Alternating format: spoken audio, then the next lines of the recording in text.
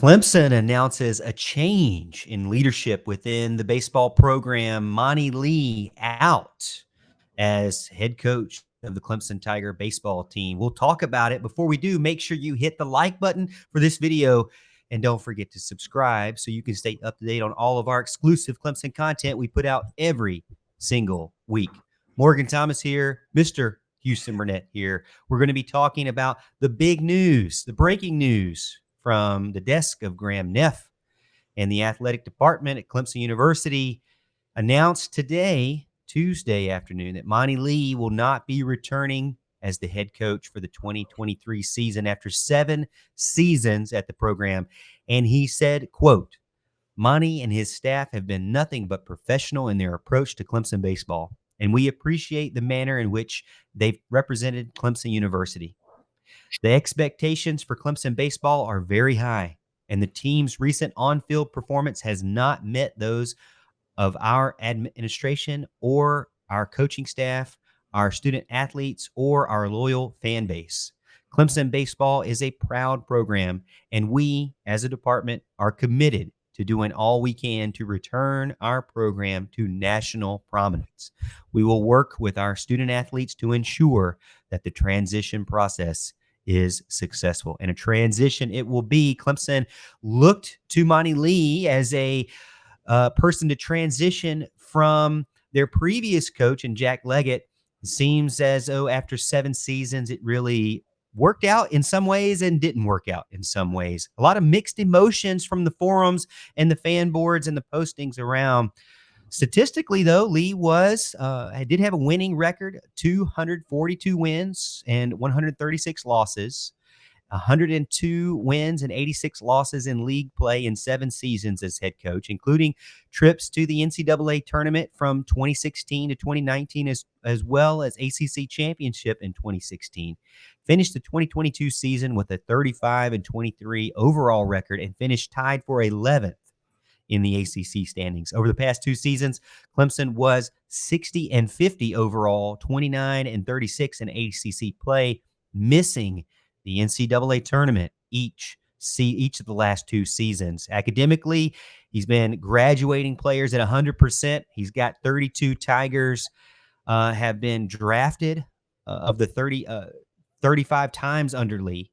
And of the 35 draft picks are 10th most in the nation and 3rd most in the ACC during that time period. So Monte Lee, someone who, again, mixed emotions about his firing or dismissal from the program. Right now, in the transition period, assistant coach Bradley Lee Croy and director of operations Brad Owens will oversee the program while the search is conducted. And according to Neff, it's going to be a national search, and they're going to be looking for big names. He also mentioned, and I'll quote this, that he's looking and he believes Clemson is a top 15 program, and that's what he'll be recruiting for. So let's get one of our resident baseball experts, Mr. Houston Burnett. As you know, I'm just a talking head. I like to let the expert do the talking or answer the question. So Houston, I'm passing the question to you. Initial reaction to your notification this afternoon that Monte Lee was out. Yeah, and I'm speaking here on behalf of Alan. I think Alan, out of the 3 of us, is the more baseball whiz. Shout out to Big Al not being able to make it tonight. Shout out to Corey Welch, who is the best of the baseball coverage out of all of us. Definitely. But I think I speak for they're doing real things. I don't know. Yeah, they're doing real things tonight. But I think I can speak for the both of them that it's a sad and unfortunate thing. You never want to see somebody get fired. I'll preface that. I think people get lost in calling for people's job, and they don't realize this is somebody's job, and it's never something that I like to do. I don't want to get out on, be very outspoken on that, but it's just something that needed to happen. Clemson has very lofty expectations, and you think about the last 10 years, we went from, and I say we as fans watching Clemson, we went from seeing Jack Leggett be at the precipice of finally getting to what he wanted, only to have basically his soul snatched by Ray Tanner, leading to what happened with that program's ascension and ultimate downfall, which is kind of funny, to seeing Clemson's program stair step downward. And, some people are still miffed at the way Jack Leggett's firing was handled. I don't blame anyone who made that choice. It was stagnant. There needed to be new leadership. There was just nothing that was happening. And I don't blame leadership Dan Radakovich for hiring Monte Lee. He was the hottest name in the mid majors. They had just gone and won and gone to the super regionals and took Florida State to the wire. He was a good coach. Offensive strategy came from the Ray Tanner tree. He checked all the boxes. And for the first 3 seasons, Seth Beer and a lot of Jack Leggett's players, it made it look like the right decision. And then 2019 happened. No Seth Beer. A lot of the offense went away. 2020, and I want to preface this. I still believe that if 2020, the season had happened, if we might not be at this point. You look at how much talent that he lost off that roster in 2020. You have the starting pitcher for the Braves last night. Legendary pitchers on that team. Is their Sunday future stars? Yeah, they had the best pitching roster, and honestly, most of Clemson's history, and never got to use it. Got to use it. Oh. And that's the unfortunate thing. If that season had played out, I don't know. Maybe they would have happened the same thing that happened this year, where they won a lot and then lost a lot. But I don't think that would have been the case. And that's the real unfortunate thing is when that happened, you lost all your talent. You had no real chance to develop younger talent because you had a lost season. And you come in the next year, you have the first losing season since 1957. And then you come in this year and miss the tournament for consecutive years for the first time since the 80s. And that just can't happen. It can't happen with Clemson baseball. Clemson's been trying to get back to the World Series for a decade now. And it's a must-have thing now. Clemson's expectations is to be in Omaha, and that's on the back of the hats. And so when you fail to not just make the tournament, or not just make Omaha, but not make the tournament, that's just not – it's not going to cut it. And that's why they made the decision. And I'll say this too, you see some firings at some other schools further south when it comes to like football or basketball, and they get on the local radio stations and underhandedly trash the programs. You look at what Monty did today, calling in the sports talk, had nothing but good things to say, very professional. Speaks to a lot to him. I think he's a good coach. I think it's just one of those things where you see this a lot in the coaching world. A coach kind of bites off a little more than they can chew. I think he'll be a great coach at a different school. It just didn't work out at Clemson, and that's just unfortunate. I got that from some of the comments that I saw on social media, Twitter, and specifically, some of the articles that were up on the Clemson Insider and TigerNet and other free sites out there. A lot of fans are kind of bounced between the two. They don't hate Monte Lee. They didn't really necessarily want to see him go. They were frustrated, with the past 2 seasons, but there was always this idea that, he was doing what's best for the team, or at least trying to do his best. As you mentioned, maybe it wasn't the best for the team, but maybe it was his best. So it wasn't like he was, purposely not meeting the expectations of the fan base. Really, what he seemed to be loved by the players, and he seemed to be able to recruit players. It just seemed to be where the postseason performance was just lacking there for him. So postseason and in season, I look at it of a couple of different things of after you lose Beer and Rollman and Oakey and Williams, and you lose some of the guys, and Eli White even, I wasn't expecting him to be as good of a defensive player as he is in the league. But look at those players leaving, and you really haven't had as big of an answer like you had in those days. Max Wagner's numbers were as good as Seth Beer in his freshman year when Clemson was setting the world on fire in Monte Lee's first year, yet he doesn't have any notoriety because he doesn't have the Reed Rollmans and the Okies and the Williams on this team that made it a feared lineup. You have the most strikeouts in the league. And that's part of the reason why people are frustrated is the strategy. It's the complete opposite of Jack Leggett. The thing that Jack Leggett wanted to do was play the smallest of small ball. I remember a game my senior year, he bunt with 2 outs. We're just like, what is this? Strategy. Opposite of 3D chess. Yeah, it's the opposite of the spectrum. Jack was very fundamental to the point where it killed them. And then Monty is very, let's swing for the fences, Swing for the guns fence, yeah. blazing. We're going to pump the strike zone if we give up home runs, whatever. And that's fine, but you got to get a developed, high caliber athlete. And you're right, he's recruiting well. He's doing something that Jack Leggett didn't do well, and that's recruit the state of South Carolina with their best athlete. And now, you mentioned Max Wagner. I mean, if they would have made it to the postseason, he more than likely. Now, I'm not going to assume, somebody's performance, but it seemed all likely that he would surpass the Clemson record for home runs. He tied Khalil Green with like 13 less games. So, obviously a superstar this season, a bright spot on this roster in a season that was, postseason wise was a disappointment. Let me ask you this. A lot of fans out there say, well, I'm just frustrated because I would rather keep Monte Lee and get rid of Brad Brownell. Now, I know this is not a basketball discussion, and I don't want to go too far down the rabbit hole of that. But just on the surface, why is that a wrong way of looking at it as a Clemson fan? Money. That's the reason why. Monte Lee's contract is going to be paid out, I think, about $500,000, $500,000. His contract ends, I believe, after this year or the next. Whereas Brad Brownell is going to get $2.5 million, whether he's fired or not fired by the year 2026. It's locked in. So unless he negotiates that down, big difference in money there. $500,000 versus 2.7, I think it's 7.5, something like that. I think is what it is right now. The payments would go down for Brownell, if something similar happens next year, in that regards. But it's still going to be time for him. Whereas Monte Lee, you could have a donor come through and write that check today. Don't tempt me. Don't tempt me, Houston. Yeah, I could do it. I could do it. I'll tell you this. I think that when you think about it, I look at it as the NFL contracts. I mean, financially, this makes complete sense.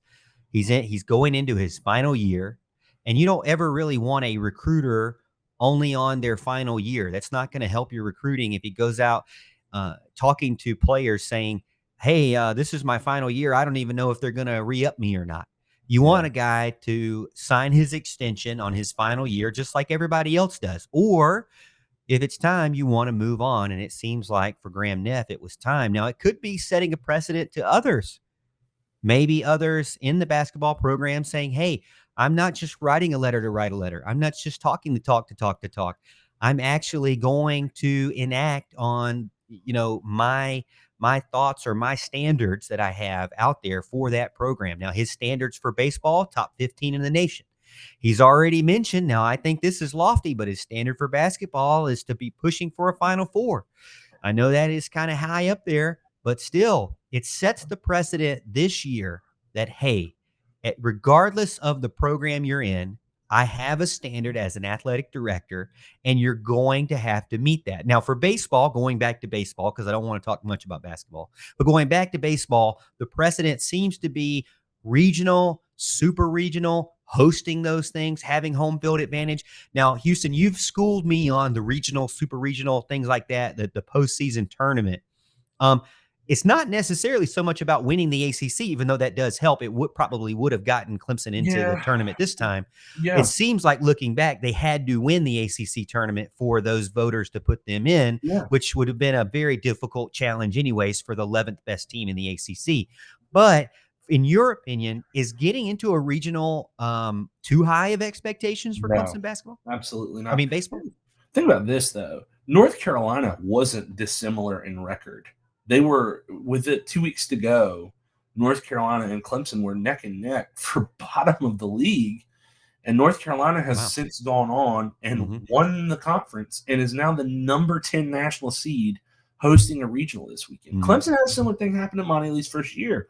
They had some good and some bad. They were young. Everybody kind of knew that, and then went on this chaotic run through Durham to win the ACC tournament and got not just a regional seed, but were a super regional seed. They were the number 8 national seed. Now, they met a much more senior-laden Oklahoma State team in that regional, and it didn't happen. And that tends to happen. You have things like this happen in the college baseball tournament. as far as like matchups go. But a Mhm. regional should be baseline. Tournament should be baseline for Clemson baseball. It has been for so long. It should always be that way. When you have people, giants like Wilhelm and Leggett, even though Leggett had things happen the way that it did, he's a giant for this program. The amount of World Series that this team has been to, the amount of super regionals and regionals, and even ACC championships that Clemson's been a part of, there's no reason that Clemson should not be in the upper half of this league consistently and consistently challenged to at least go, if not host, a regional every year. That's how it was under Leggett. It was never, are they going to make it? There was that one in 2008 where I think there was injuries and the young team, and that happens. If you have a successful coach, look at Clemson this year. We don't know yet how that's going to go in football, but you might have a year where you just start going through change, and that happens.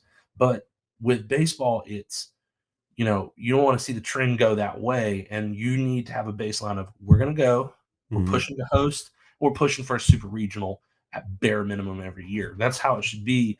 And then if that's your baseline, you get to Omaha, you never know what's going to happen. It could be Get on a 2 or rally. 3. Yeah, you could lose to Coastal Carolina, but you could get hot. You never know. So that's just kind of the way it needs to be. All right, now I'm going to ask you one more question. We're going to go through one more comment or post I saw, many questions that are out there on social media right now, and that is about who could possibly replace Monte Lee. What does that recruiting or head coach search look like for Graham Neff now? Now, I know you have your opinions, but I'll give you some names because I'm not a expert on names. But Fifth Quarter Clemson over on Twitter, and that's at FQ Clemson on Twitter, had put out a couple of names out there. I'm going to run them by you. You give me a meh or a yeah, and tell me why or why not. All right. So the first one up is a lot of names I'm hearing out there from North Greenville, Landon Powell. In his 8 years at Barf. North Grim, in his 8 years at North Greenville, though, he's got a 721 win percentage and Let's all four of NGU's conference championships. So, but the biggest negative for me, he's a former first round pick from the Oakland Athletics, and he's from the University of the Gamecocks. Yeah, I mean, here's the thing, and this is not a diss on Landon Powell. He's a great coach. He is a great coach, but I am not, as a Clemson fan, wanting anyone to roll the dice on a D2 coach. All Okay. right, you just rolled the dice on a mid major. Keep that in mind. You just Okay. rolled Yeah, the true. dice on a mid major that didn't work out. Who is from Ray Tanner's tree? And who, I mean, he didn't work out, but he wasn't terrible. I He mean, wasn't terrible, right? He's a very very good mixed coach. emotions with Yeah, this, by the way. yeah. So don't do that again. And Mhm. this is a step way below. Like I'm But not NGU is not coastal level. NGU's not Coastal or College of Charleston or anything. It's North Mhm. Greenville. All Mhm. right. There's a huge difference. Miss me with that nonsense. Landon Powell's a great coach, but let Landon Powell go take over for Wofford when Interdonato leaves, or take over for College of Charleston if Hallbrook goes somewhere. But do not, do not hire him at All right. Clemson. How about a name that's been around Clemson for a long time? Matthew Lee Croy, Barf. Tiger alum, first round draft pick by the Twins, 8 years in the majors, 7 with the Twins. You don't like that either? No, I don't want a minor league Currently coach. coaching in AAA. Nope. I know that he's a Clemson guy. That's great, but there are Clemson guys out there that you could get that aren't minor league coaches. And I don't like the idea of bringing a guy who's been in a minor league system, who doesn't have to worry about recruiting. You just develop guys. You develop your roster. You don't have to worry about anything externally of going to get your talent. You are there to develop who's on your roster. I don't trust. Right again, you have a situation of you roll the dice. Mhm. We're not rolling the dice on that again. Like So I'm guessing you're going to be negative against this one. If I correct me if I'm wrong, but Cliff Godwin from East um, Carolina. no, I'm not as negative on that. Okay, And why not? with him, all right, ECU is a step above. I would say ECU is a step above like a College of Charleston or, a Coastal Carolina in that regards, because ECU, when they're good, isn't, oh, they're the plucky little team that ended up in the super regionals. They're hosting regionals and super regionals. They're a Oh big wow. program. Okay. They're a big enough program to do that. Not necessarily my first choice, but I can see the allure of that because they're consistent. Like you would think East Carolina, with the amount of talent they have to go against in that state, would be a quote unquote doormat for the rest of the big boy schools in North Carolina. But they challenged NC State and North Carolina. I watched the game earlier this year. ECU hammered UNC. They're a good team. Now, I don't know how that would play out at Clemson, but I also wouldn't be against it. I think Godwin would be a good pickup. Just maybe not my first choice. All right. Now this one, I believe I think you're gonna like. This is their fourth and last pick on their page. Link Jarrett from Notre Dame, 3-time Coach of the Year, Conference Coach of the Year, went from a mid-major to a Power 5, formerly coached at UNCG, and now is the Irish head coach. In his second year, he went to a super regional. What do you think about him? Absolutely, 100%. I would probably say he's, if not, 1B, he's 1A. I would say he's probably my top candidate to go after as far as this. The caveat with him, somebody did point this out, is he's a Florida State guy. So Okay. if something went south at Florida State, that's something that you got to keep an eye on. Right. But at the same time, and the biggest thing to me for what I would do if I were Graham Neff, and I hear that a lot on the message boards, that kind of drives me crazy. So I'm sorry that I said that. But if I were in his shoes, one of the things that I would do is look at a lot of successful coaches north of the Mason-Dixon line, because you have to think about this. Wait, where is that again? North of Southern Virginia, basically, where that line draws. Yeah, there you go. All right. And maybe there's one coach that's two coaches a little bit below that I would look at. So I'm guessing you're not going to look at Kevin O'Sullivan, Florida baseball coach. Well, I would look at him, but I don't think he's interested. I think that rumor He's already turned down Clemson before, apparently. Yeah, he's turned down Clemson before. I just don't think that's going to happen. If it does, hey, awesome. I'm not going to say no to it, but I would think the names that you should circle are Link Jarrett. Okay. Notre Dame is historically good in baseball, but you have to realize any Northeastern school is playing the first 2 months of their schedule, 3 months really, not at home. They're having to play a lot of games on the road or kind of having to make up games later. It's kind of a mess. And then on top of that, you have to deal with large Southern schools that invest more money coming into your state and taking that talent away from you. So if you're able to create a team that can make it, further than the regionals, like Notre Dame, Link Jarrett has created a great program, and especially if you can go in the ACC and kick tail like they have, I would say him. I don't know if you want me to give any other names that I would consider, but that he would give us one more. One more name. Ooh. I'm going to do two quick ones. Okay. I would say Eric Bakitch at Michigan. He is a Clemson guy. Okay. He was one of the, I don't think he was a volunteer assistant. He was a volunteer assistant on the same team with Kevin O'Sullivan and Tim Corbin back in 2002, I believe. I think he would take this job. I mean, he's had to mess around and figure out what to do because when you're able to take Michigan to the national championship game, that's impressive. And then on top of that, he wasn't looking all that good this year and then was able to get a lot of fight out of his team at the end of the season and win the Big Ten. They went to Omaha and won that conference, and now they're in the tournament. So that shows a lot of good things. I would say he's one. And then number two would be John Sheff from Virginia Tech. Okay, I've heard that name too. Virginia Tech's a doormat. It's a doormat in baseball. It's always been a doormat in baseball. So when you're able to take that team, and I mean, it's been a 2-year turnaround in that short a time, it's impressive. And they hammered Clemson.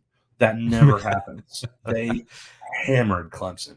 So I'd take a look at him. There are other names out there, but I think the best way to do it is start out with some Power 5 coaches north of the Mason-Dixon line. Well, I appreciate you coming on this non-Thursday edition. We're not live, but this is a recording. If you're watching this, please hit the like button and support our channel, but also subscribe so you can stay up to date on all of our videos that we put out. You want more of Mr. Houston Burnett? Well, then subscribe because you'll get more, because he's typically on our show every Thursday night as one of the co-hosts. And he won't be here this Thursday night, but he'll be back. He'll be back. If you can also catch him writing some at rubbingtherock.com, I believe that's where it's at. Yeah, and then you can always follow him over on Twitter, Radio Guy Houston, at Radio Guy Houston. So Houston, I appreciate you coming in for a quick chat and throwing on your Clemson gear and getting the microphone turned on. Again, you can catch us always, more Clemson stuff, more recruiting stuff, more football stuff. It's kind of the true off season now because baseball, softball is done. So we got more things to talk about, though. So thank you for joining in, and we'll see you, Tiger fans, at the top of the hill.